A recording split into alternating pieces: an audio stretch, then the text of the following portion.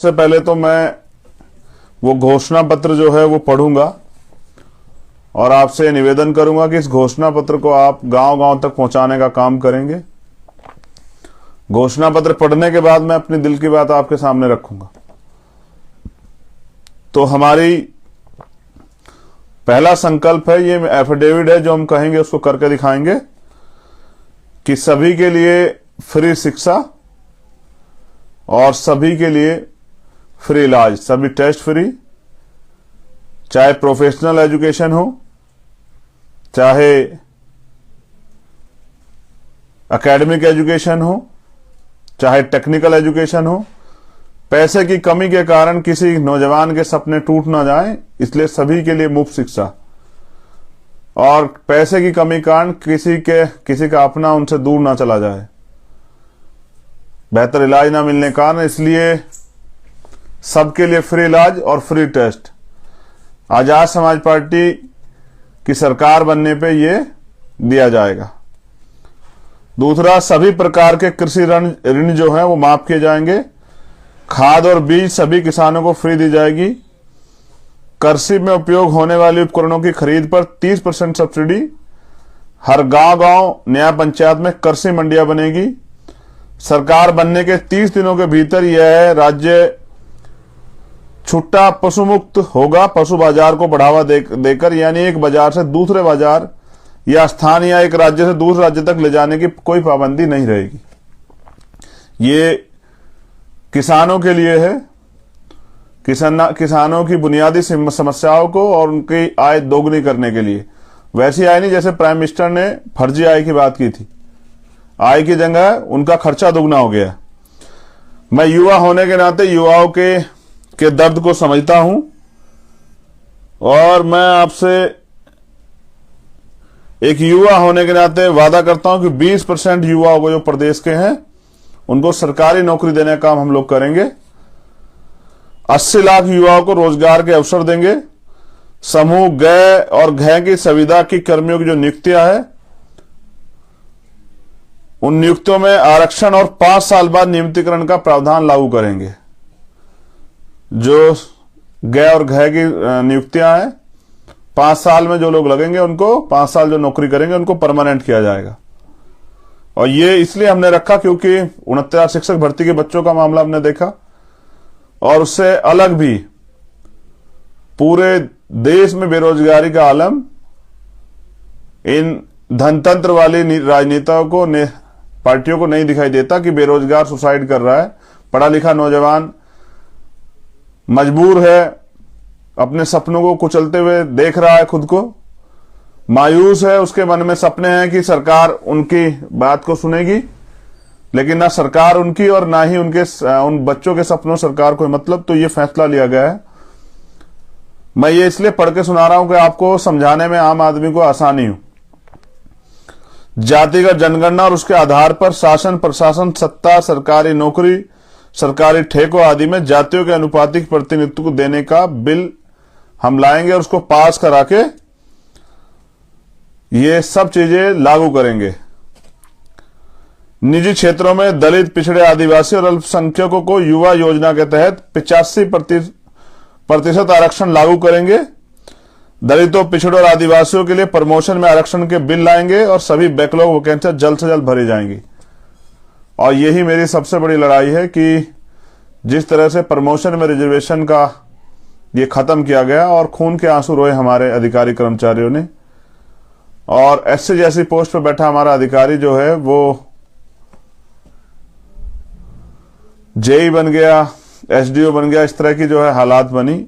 तो मैं समझता हूं अब रोने से काम नहीं चलेगा, अपनी लड़ाई को मजबूत करना पड़ेगा। तो 85% बहुजन समाज के लोगों से मेरी मांग है कि अंधविश्वास, पाखंडवाद पर आधारित कुछ भी हमने नहीं रखा है। हमारा एक ही संकल्प है, बहुजन हिताय बहुजन सुखाय। और एससी, एसटी, ओबीसी, माइनॉरिटी करो विचार, कब तक सहोगे अत्याचार। एक योजना है हमारी बेटी योजना के तहत 18 से 25 वर्ष की जो महिलाएं हैं, चाहे वो दलित समाज की हो, पिछड़े समाज की, आदिवासी और चाहे वो अल्पसंख्यक वर्ग की बेटियां हो, उनको पढ़ने के लिए सालाना 18,000 रुपए दिए जाएंगे। एक योजना हमारी आएगी बहन योजना, उसके द्वारा 26 से लेकर 50 वर्ष की बहनों को सालाना 6 गैस सिलेंडर मुफ्त तथा 12,000 रुपए दिए जाएंगे। और जो इनसे ऊपर हैं, माँ जो है, उन माँ उनका नाम, उस योजना का नाम माँ ही है। उस योजना के तहत इन वर्ग की महिलाओं को सालाना 18,000 रुपए दिए जाएंगे। और ये हमारा प्रयास है एक महिलाओं को सशक्तिकरण के लिए, कि वो दोहरी गुलामी की जिंदगी जो इस प्रदेश में जी रही हैं, एक तो वो अधिकारों की वजह से गुलाम है, दूसरा वो इस देश में अपनी मर्जी से कुछ भी नहीं कर सकती हैं, इसलिए भी वो दोहरी गुलामी जो झेल रही हैं, उन बहनों माताओं को सशक्त करने के लिए, क्योंकि डॉक्टर अंबेडकर ने कहा कि किसी भी महिलाओं की, किसी भी प्रदेश की, देश की तरक्की में उस प्रदेश देश में रहने वाली महिलाओं की तरक्की से मापता हूं। और समाज के लिए भी उनका यही उदाहरण था, इसलिए बहनों को, बच्चियों को और माओं को सशक्त करना पड़ेगा। एक बेटा योजना हमारी है। बेटा योजना के तहत दलित, पिछड़े, आदिवासी और अल्पसंख्यक वर्ग के 18 से 25 वर्ग के हर युवा को एक लैपटॉप और 18,000 रुपए सालाना वजीफा दिया जाएगा।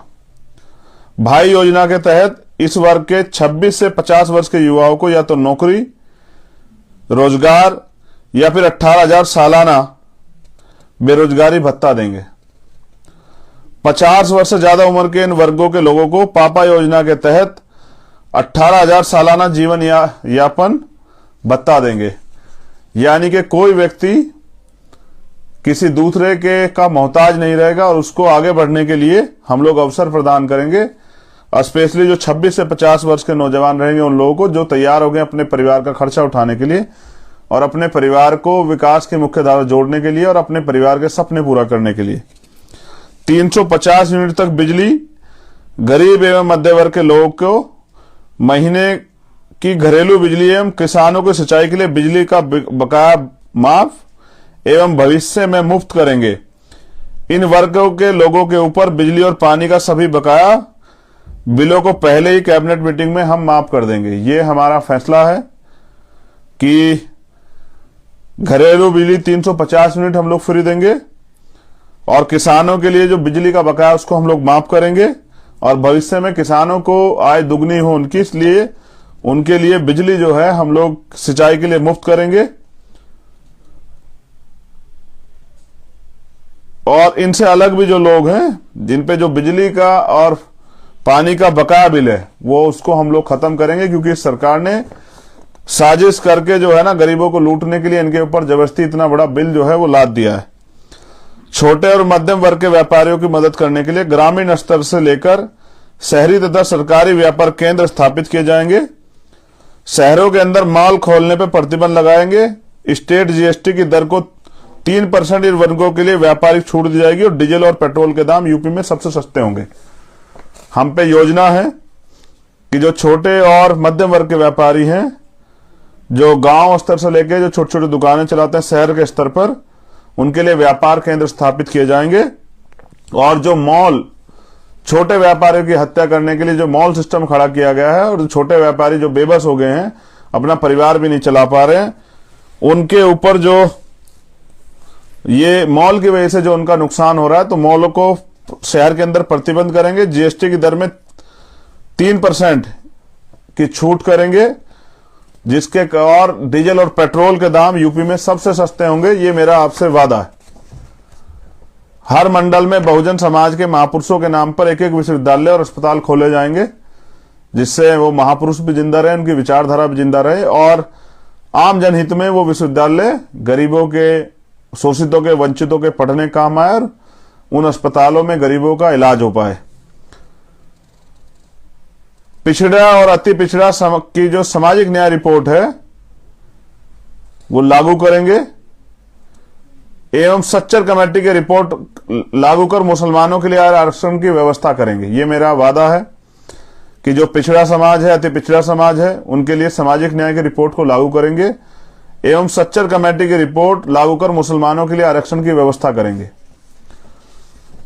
बुनकर, कारीगर, हाथ के जो दस्तकार हैं और सबके लिए ब्याज मुक्त लोन होगा। किसान क्रेडिट कार्ड की तरह बीसीसी बुनकर क्रेडिट कार्ड बनेगा। इन सब के क्रय विक्रय सुविधाओं के लिए मंडियों की व्यवस्था सरकार करेगी।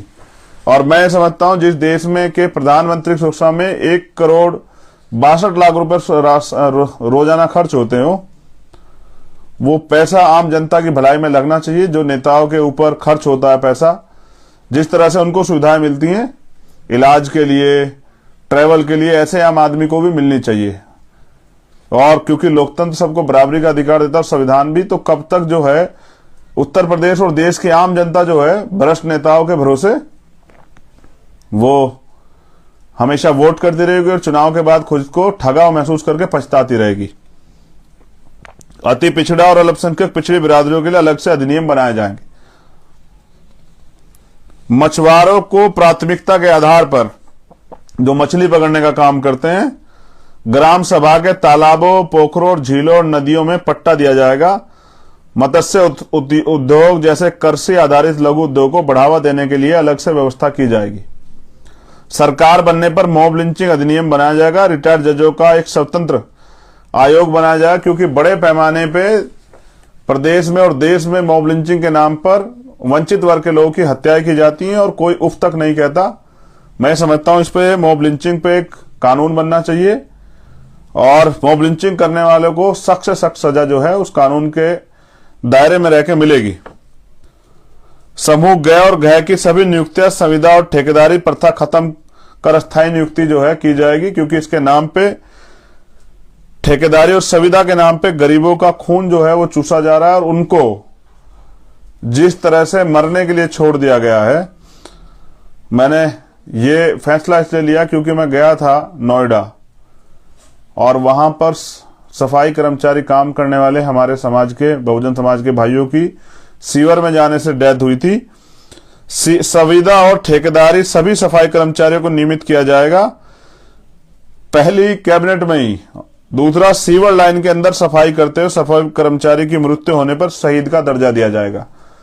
ये दर्द है मेरा, क्योंकि जैसे जवान होता है, जैसे किसान होता है, और वैसे ही इस देश की सफाई के लिए मेरा समाज जो बड़े पैमाने पर काम करता है उसकी जीवन सुरक्षा जरूर है। और वो अगर इस देश के अंदर की गंदगी साफ करने के लिए बलिदान देता है तो उसको शहीद का दर्जा मिलना चाहिए और वो शहीद वाली सुविधाएं भी सारी मिलनी चाहिए। लेकिन अगर हम रहेंगे तो मैं समझता हूं कि फिर बिना जो इक्विपमेंट्स हैं सुरक्षा के, उनके बगैर कोई भी काम जो है सफाई कर्मचारी वर्ग को नहीं मिलेगा, और वो भी नियमित नौकरी के तौर पे, ना कि ठेकेदारी और संविदा के तौर पे। और ये मेरा दर्द है। मैंने पूरे देश में बहुजन समाज की महिलाओं को, स्पेशली दलित समाज की महिलाओं को प्रदेश की और देश की गंदगी साफ करते देखा, और सम्मान के नाम पे सिर्फ और सिर्फ जो है उनको मजदूर समझ के अपमानित किया जाता है। ये इस देश का दुर्भाग्य है। प्राय देखा गया कि पूर्ववर्ती सरकारों द्वारा उत्तर प्रदेश के खिलाड़ियों की उपेक्षात्मक रवैया झेलना पड़ता है, जिसके लिए आजाद समाज पार्टी ने तय किया। ग्रामीण स्तर पर खिलाड़ियों की प्रतिभा को निखारने के लिए ग्राम स्तर पर छोटे छोटे स्टेडियम बनाकर उसमें कोच की नियुक्ति कर खिलाड़ियों की प्रतिभा को निखारने का काम करेंगे, तथा राष्ट्रीय और अंतर्राष्ट्रीय स्तर पर पदक लाने पर खिलाड़ियों को अलग से सरकारी नौकरी में कोटा तथा स्कॉलरशिप की व्यवस्था करेंगे। महंगाई की मार को देखते हुए सभी टोल उत्तर प्रदेश में फ्री किए जाएंगे। और मैं समझता हूं जब नेताओं की गाड़ी फ्री जाती है, अधिकारियों की गाड़ी फ्री जाती है, तो आम जनता को ही जब वो रोड टैक्स देते हैं, सेस देते हैं, तो फिर वो टोल टैक्स क्यों दे। इसलिए सभी टोल टैक्स जो हैं वो फ्री किए जाएंगे। आंगनबाड़ी भोजन माताओं की सैलरी 10,000 कर उन्हें नियमित किया जाएगा। आंगनबाड़ी में जो बहनें काम करती हैं और भोजन माता का काम करती हैं, उन सभी बहनों माताओं की सैलरी जो है वो 10,000 रुपए करके उनको नियमित किया जाएगा। भूमि व्यवस्था में सुधार कर स्वामीनाथन आयोग की रिपोर्ट लागू की जाएगी। और ये एक बहुत ऐतिहासिक कदम जो है होगा वंचित वर्ग के लिए, कि पहले भी इस पे प्रयास हुए हैं। बहुत बड़े पैमाने पे 200-200 बिघे, 300 बिघे सभी ग्राम सभाओं में बंजर भूमि पड़ी हुई है, और उसका आवंटन जो है वंचित वर्ग के लोगों में होना चाहिए, जिससे कि वो लोग उस भूमि के जरिए उनको रोजगार प्राप्त हो, उनकी आर्थिक स्थिति मजबूत हो, और वो अपने खुद को वो जो है ना खेती किसानी से जोड़ के और विकास की मुख्य धारा में वो भी शामिल हो सके, उनके बच्चे भी उन सुविधाओं का लाभ ले सके जैसे आप दूसरे लोग ले रहे हैं। सभी सरकारी विभाग में नियुक्ति संविदा कर्मचारियों की स्थायी नियुक्ति की जाएगी। सभी सरकारी विभाग में नियुक्त संविदा कर्मचारियों की स्थायी नियुक्ति की जाएगी। और आखिरी है, किसानों को सशक्तिकरण के लिए एमएसपी कानून लाएंगे एवं गन्ना किसानों को भुगतान 10 दिन के अंदर भुगतान की व्यवस्था करेंगे तथा 10 दिन में भुगतान न होने पर संबंधित मिल पर पेनल्टी तथा उचित कार्रवाई की जाएगी तथा गन्ना मूल्य 500 रुपए क्विंटल किया जाएगा तथा बड़े बंद पड़े चीनी मिल तत्काल रूप से चलाए जाएंगे। ये मेरी 22 प्रतिज्ञा, संकल्प और मेरा एफिडेविट है जो आजाद समाज पार्टी के लिए हमने तैयार किया है। ये मैंने आपके सामने रख दिए। इसमें कुछ वर्ड मिस्टेक हो सकते हैं, आप अपने आप सही कर लीजिएगा, क्योंकि जब हम इसको कंप्यूटर से निकाल रहे थे तो वहां लिखने में थोड़ी दिक्कत थी, तो इस वजह से पूरी दिक्कत जो है कुछ हो सकती है। आप इसको खुद सुधार कर सकते हैं, आप जिम्मेदार हैं, ये आपका अपना दल है। अब मैं आपसे कुछ बुनियादी बात कर लूं। साथियों, पिछले 5 से 6 दिन बड़े अजीब से गुजरे। स्थापित नेताओं ने अपनी राजनीतिक काम किया और उनको लगा कि उन्होंने किसी एक नए व्यक्ति को, जो सच्चा ईमानदार तो है लेकिन राजनीतिक नहीं है, उसको धोखा दे दिया। और मैं समझता हूं कि अच्छा किया उन्होंने, कम से कम मुझे सिखा तो दिया। अगर वो ना सिखाते तो मैं सोच के बैठा रहता कि गरीबों शोषितों की लड़ाई भी कोई लड़ सकता है। किसी नेता पे ये भरोसा जो है कर लेता कि भाई ये व्यक्ति इस शोषितों पिछड़ों की लड़ाई को, मजलूमों की लड़ाई को आगे बढ़ा सकता है। लेकिन साथियों, मैं समझता हूं कि जिस तरह से पिछले 6 साल से कंधे से कंधा मिला के भीम आर्मी के निष्ठावान, समर्पित और ऊर्जावान साथियों ने मुझे ये पहचान दी है, इस पहचान के साथ उन्होंने मुझे एक एटीट्यूड भी दिया है। वो एटीट्यूड मुझे लड़ना सिखाता है, वो एटीट्यूड मुझे तमाम तरह की परेशानियां, कठिनाइयों के सामने डटकर खड़ा होना सिखाता है। और उनका संघर्ष, उन सब भाइयों का जो उन्होंने जेल काटी, मुकदमे झेले, तमाम तरह की परेशानियों की, उन सब साथियों का संघर्ष मुझे बड़े बड़े ताकतवर लोगों के सामने झुकने नहीं देता। ये ताकत दी है आप लोगों ने। ये भी सच है कि मैं बहुत बड़ा राजनीतिक नहीं, लेकिन ये भी एक कड़वा सच है कि कभी मैंने ईमानदारी से छल नहीं किया। मैंने जो काम किया पूरी ईमानदारी से किया और मैंने ईमानदारी नहीं छोड़ी। मैंने ना ही काम करना छोड़ा, ना ही लड़ना छोड़ा।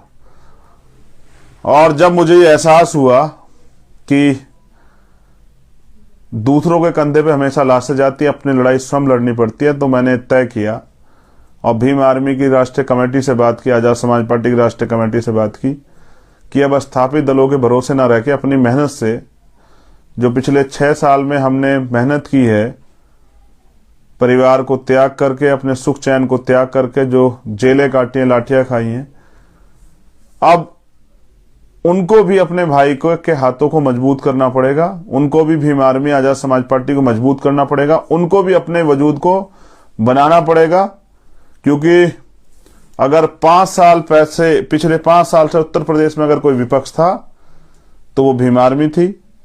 और जब से आजाद समाज पार्टी बनी है तो कोई ऐसा इश्यू नहीं है उत्तर प्रदेश का जिसपे आजाद समाज पार्टी के लोगों ने बढ़ चढ़ के हिस्सा ना लिया हो और सरकार को झुकाने का काम ना किया हो। मैं आपसे एक चीज और कहना चाहता हूं, ये नेता, राजनीतिक नेता जो हैं, ये चुनाव तक आपके बीच रहेंगे। और आप याद कीजिए कि जब भी कोई समस्या नौजवानों के साथ, चाहे वो 69 शिक्षक भर्ती के बच्चे हों, चाहे वो कोई और जो है तमाम तरह से महिलाओं के उत्पीड़न का मामला हो, चाहे वो सीए, एनपीआर, एनआरसी के आंदोलन का मामला हो, चाहे वो कोई और मामला हो, चाहे वो हाथरस का मामला हो, उन्नाव का मामला हो, कानपुर का मामला हो, आजमगढ़ का मामला हो, चाहे वो प्रयागराज का मामला हो, और मैं आपको याद दिला दूं, चाहे वो मामला हो गोरखपुर का, और याद है मेरे कि गोरखपुर में सत्ता के संरक्षण में जो भाई थे अनीस कनौजिया, उनको उनकी हत्या की गई। तो मैं जख्म भूला नहीं। मैंने हर रात को 2:30 बजे मेरी बहन को जो है हाथरस में जला दिया जाता है।